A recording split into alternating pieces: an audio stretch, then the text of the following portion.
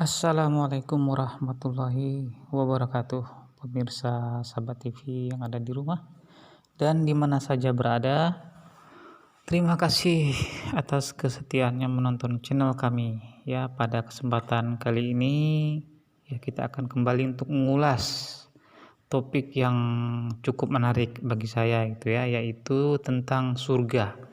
Ya, adapun surga di sini adalah surga Islam versus surga Kristen, ya, dimana tentu saja kita sudah sering melihat ya bahwa betapa bersemangatnya orang-orang umat Paulus itu ya mengatakan bahwa surganya Islam itu adalah dipenuhi oleh lendir ya, dipenuhi dengan pesta seks ya, dipenuhi dengan 72 bidadari ya untuk setiap orang gitu ya, dimana yang mereka selalu gembar-gemborkan itu adalah pesta seksnya itu gitu ya. Nah, sekarang kita lihat ya bagaimana logisnya surga itu ya. Kita lihat di sini dari kacamata tentu saja Alkitab dan Al-Quran. Lalu pemirsa yang ada di rumah silahkan nilai sendiri ya, kira-kira surga yang mana yang lebih masuk akal gitu ya, yang cocok dengan akal sehat kita gitu. Apakah surga menurut Alkitab atau surga menurut Al-Quran ya, kita lihat ya pemirsa.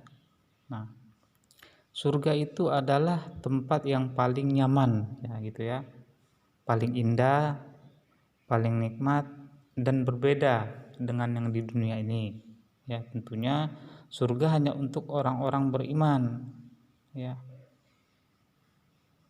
Kristen percaya bahwa surga hanya untuk mereka. Nah, ini gambaran surga menurut Kristen ya pemirsa. Nah, yang pertama, surga itu menurut versi Kristen adalah ya, terdapat para pelacur di sana. Kita bisa lihat di dalam Injil Matius pasal 21 ayat ke-31, kata Yesus kepada mereka, ya, "Aku berkata kepadamu, sesungguhnya pemungut-pemungut cukai dan perempuan-perempuan sundal akan mendahului kamu masuk ke dalam kerajaan Allah." Ya. Makanya ini yang membuat para domba itu iri dengan surganya Islam. Ya. Karena kalau di Islam itu kan penghuni surganya adalah bidadari. Ya. Makanya di surga Kristen itu penghuninya para pelacur. Ya, itu sesuai dengan isi Alkitab, bukan menurut pendapat saya ya, bukan. Pemirsa sendiri bisa mengecek ya. Yang kedua, surga versi Kristen terdapat penjual minyak. Nah, ini dia. Kita bisa lihat di dalam Injil Matius pasal ke-25 ya, ayat ke-8 ya. Di sana dikatakan, gadis-gadis yang bodoh berkata kepada gadis-gadis yang bijaksana, ya, berikanlah kami sedikit dari minyakmu itu, sebab pelita kami hampir padam. Injil Matius pasal 25 ayat 8 ya. Ayat selanjutnya, tetapi jawab gadis-gadis yang bijaksana itu, tidak ya, nanti kami tidak cukup untuk kami dan untuk kamu.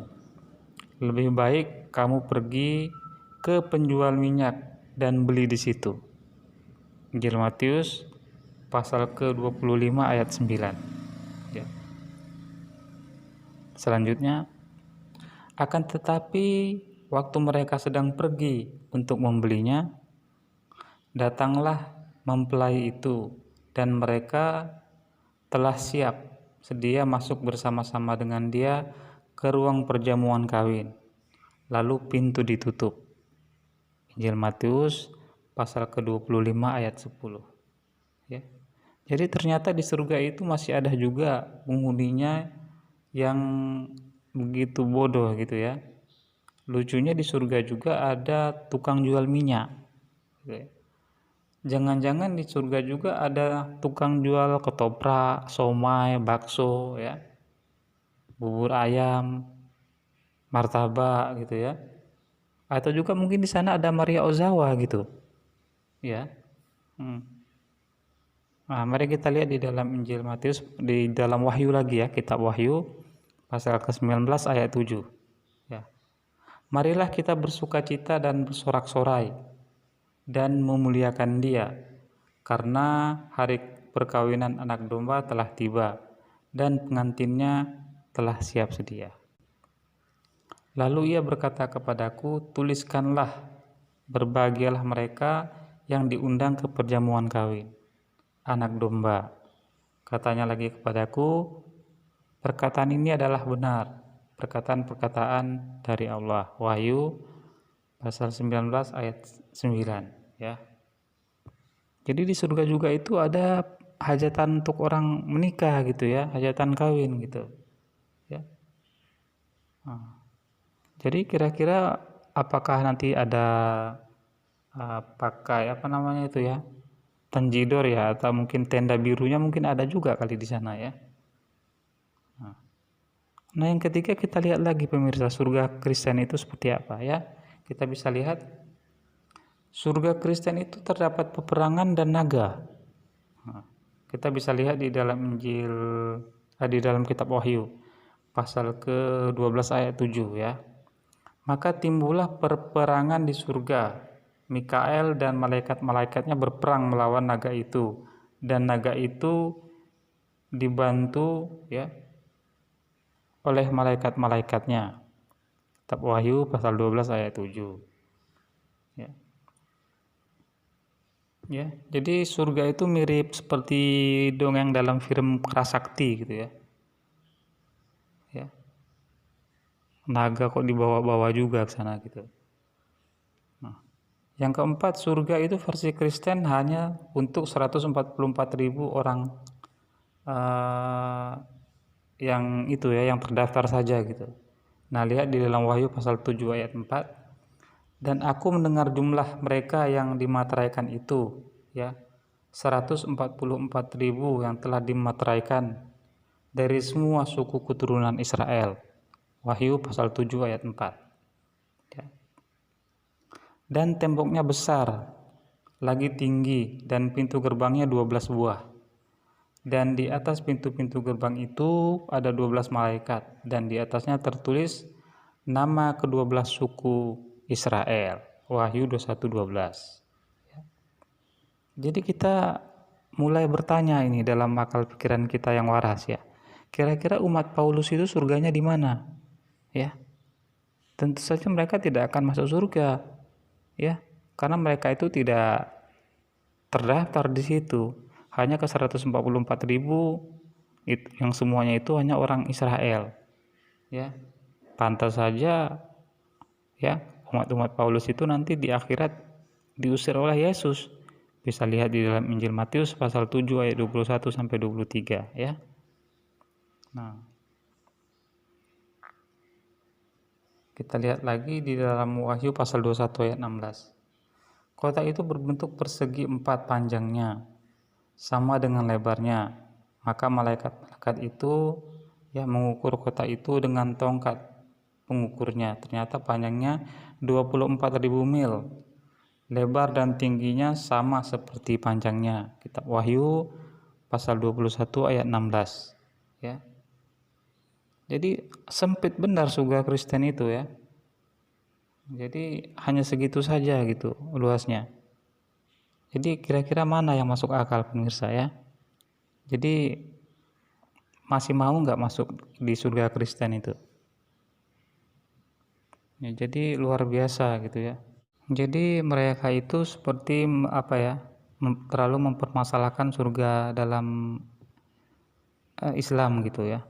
Padahal Yesus mengatakan kepada mereka, janganlah melihat selumbar di matamu, tetapi balok di matamu itu tidak kamu lihat. Oleh karena itu, buang dulu balok di matamu itu untuk kamu mengeluarkan selumbar di mata saudaramu ya. Nah, surga dalam Islam itu katanya seperti yang saya katakan tadi penuh seks dan kemaksiatan ya. Jadi adalah logika yang tidak waras menyebut surga penuh dengan kemaksiatan, ya. Jadi surga itu apa? Ya, tempat kerja keraskah, tempat penyiksaan, pos jaga, atau tempat kenikmatan, ya. Jadi di dunia ini kita sebagai manusia bisa merasakan apa itu kenikmatan, yaitu bisa makan, ya, bisa makan makanan yang enak, punya suami atau istri yang cantik, punya harta, uang banyak dan pengikut atau jabatan yang tinggi, ya. Lantas sekarang itu di surga seperti apa? Ya, jika surga hanya tempat mengisi kekosongan dan kekekalan, ya, tidak ubahnya itu seperti berada dalam penjara, ya, duduk berdiam diri saja di balik jeruji besi, ya. Jadi surga, ya, dalam pandangan Islam itu bersumber dari Al-Quran dan hadis sahih. Itu adalah tempat kesenangan yang penuh dengan kenikmatan sebagai balasan untuk amal perbuatan di dunia.